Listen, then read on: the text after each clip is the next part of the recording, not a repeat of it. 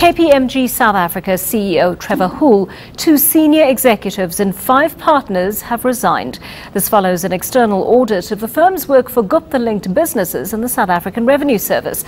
Among other things, the auditing firm's accused of helping one of the companies divert public money to pay for a family wedding at Sun City. The firm says it's earned 40 million rand from Gupta-related entities since 2002.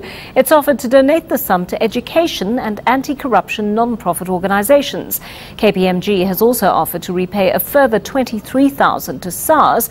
This is the amount it was paid for the report on the Revenue Service's so-called rogue unit. CEO at Pan African Capital Holdings, Iraj Abedian, says he's happy with the resignations.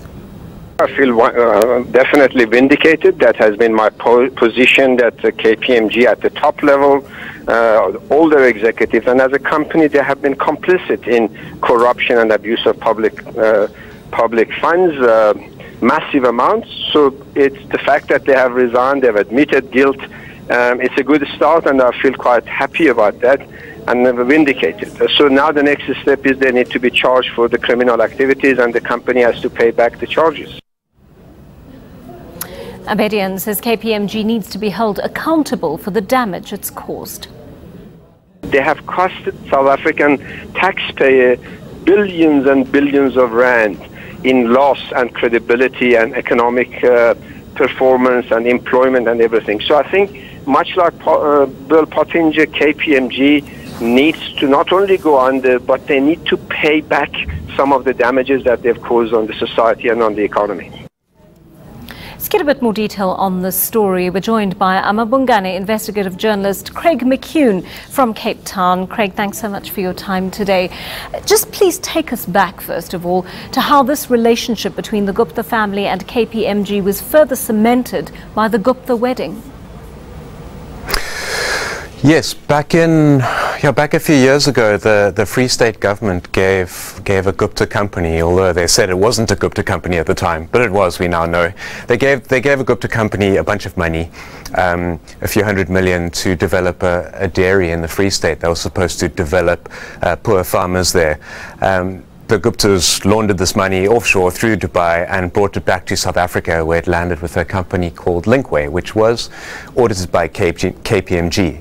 And we did an article on that after the Gupta leaks broke. We traced this route of the money, and we showed how, well, money that was supposed to benefit poor farmers instead went on to pay for the Gupta's wedding. And we asked serious questions of KPMG because alongside the fact that they were auditing this company that received the money, they were attending the wedding. They were sending, frankly, sycophantic emails to Atul, or I think it was AJ Gupta, saying thank you very much for the wonderful wedding. So the tone of the communications, it wasn't just that. There were a few other communications, was very close and cozy. And in the audit of Linkway, we highlighted what looked like some serious problems and places where we think they should have been able to spot that there was trouble. They might not have known that this was money laundered from the dairy project, but they would have been able to tell that there was trouble. So that was the story that we did that really sparked an outcry now. But that's just one on top of layers and layers. Of course, former KPMG CEO Moses Kgassana insists all he ever did was attend that Gupta wedding in the interests of maintaining that business relationship and write them an email, albeit a gushing email, to thank them for hosting him and his family afterwards. But was his relationship with the Guptas really that benign? Well, yes and no. You see, KPMG said it themselves in their findings, which they released today, that an auditor such as them is supposed to have a level of professional skepticism. That's their job. So there's no evidence here. We're not accusing KPMG of being corrupt. Nobody accused them of doing anything necessarily illegal in that case. But did they ask the right questions? They're auditors. They're one of the big four audit firms that occupy a very special place in our society, where they're supposed to be watchdogs of how money is spent and or how companies account for how their money is spent, and that has all sorts of outflows into society, the importance of that role. And if they don't ask proper questions, if they're not skeptical of the information that they're given by management of companies, especially companies that are managed by people like the Guptas, then they're not doing their job. Is that directly corrupt? Maybe not, but they are facilitating the corruption. They're providing a cover for it, where the Guptas can stand back and say, "Oh, but our company reports are, they're signed off by our auditors. Everything's above board, and it's fine." But actually, it's not, because the auditors looked away. So let's Moses, to answer your question, Moses Kosana was in charge of the company that was operating in this way and engendering this kind of a culture, and it went down to the senior audit partner in charge of the account, and it goes across to the SARS report, and we can look at Net1 and reports that they did for them too. And Moses Kosana was in charge of KPMG whilst it was looking away. Craig, I want you to talk us through the details of this SARS Intelligence Unit report briefly, because there were major political consequences there. Yes, I think that's one of the very, very serious things here. In 2014 and 2015, KPMG was hired by the South African Revenue Service, by Tom Moyane, the current commissioner, to investigate allegations that there was an intelligence unit within the Revenue Service that was acting in a rogue manner, that they were acting illegally, that Pravin Gordhan knew about it and was responsible for it. KPMG did an investigation, and they made findings and recommendations. And their investigation was problematic, and their findings were problematic. They admit that themselves. They basically copied and pasted findings given to them by SARS's lawyers.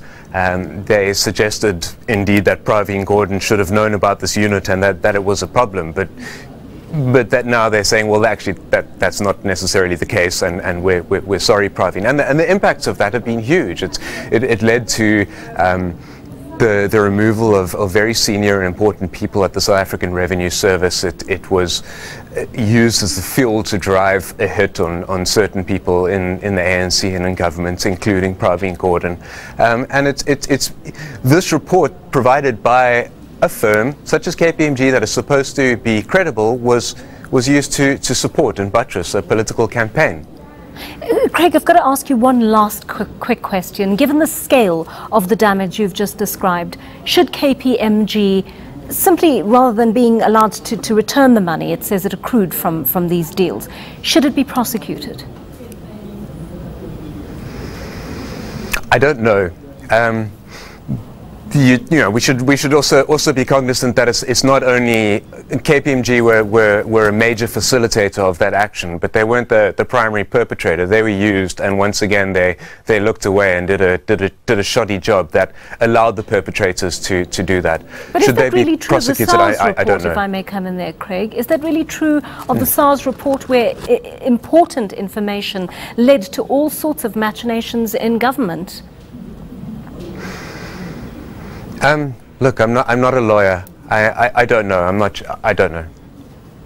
I mean, it did lead to those machinations. It did have that impact.